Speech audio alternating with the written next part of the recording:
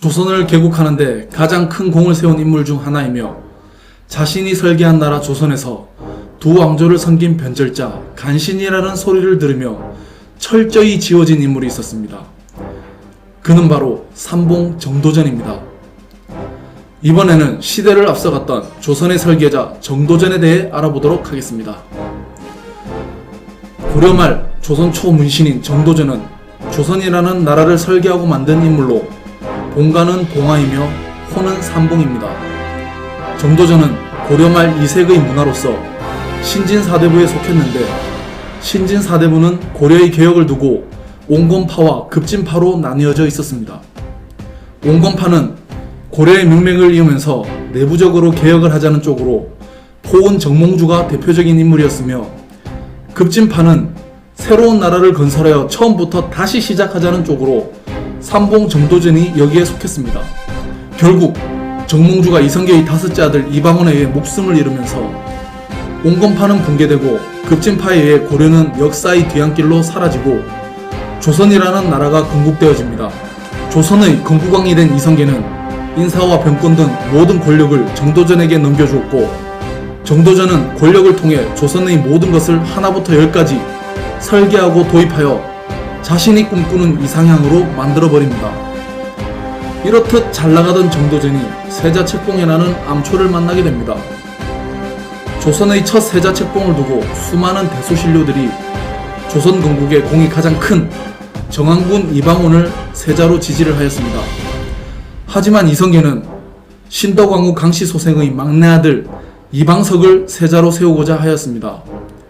똑똑한 명군이 태평성대를 이룰 수도 있지만 멍청한 안군이 나라를 혼란에 빠뜨릴 수도 있다는 생각을 가지고 있었던 정도전은 이러한 사태를 방지하기 위해 왕에게는 재상임명권만 있고 다른 모든 일은 똑똑한 재상이 다 처리하는 입헌군주제를 표방했습니다.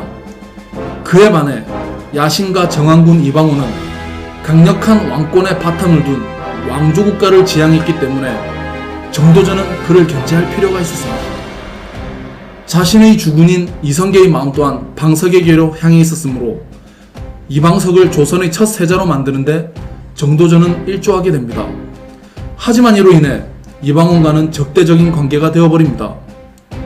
조선의 모든 권력을 가진 정도전에 당장 대항하기에 역부족이었던 이방원은 조용히 힘을 키우며 때를 기다렸고 권력의 정점 정도전은 점차 이방원에 대해 경계를 풀게 됩니다. 하지만 모든 역사는 방심할 때 이루어진다고 했던가요? 이방원은 정도전의 이러한 틈을 이용해 정변을 일으켜 정도전을 비롯해서 남은과 심효생 등 그의 일파와 세자 이방석을 죽이고 권력을 잡게 됩니다. 이 사건이 바로 제1차 왕자의 난입니다. 이 왕자의 난으로 이방원은 권력의 정점에 올라서게 됩니다. 이후 이방원은 정도전을 철저하게 조선의 역사에서 지우고 죄인으로 만들어버립니다. 조선이라는 나라를 설계한 정도전은 자신이 만든 나라 조선에서 철저하게 외면을 받게 되어버리는 것입니다. 정도전은 사후 두 왕조를 섬긴 변절자, 처세에 능한 모사가 또는 간신이라 불리우게 됩니다.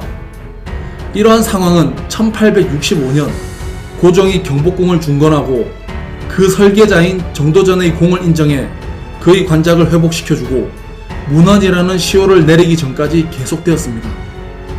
자신이 설계하고 만든 조선에서 철저히 외면당할 때 하늘에서 그의 심정은 어떠했을까요? 시대를 앞서갔던 삼봉 정도전에 대한 영상은 여기까지입니다. 오늘도 시청해주셔서 대단히 감사합니다.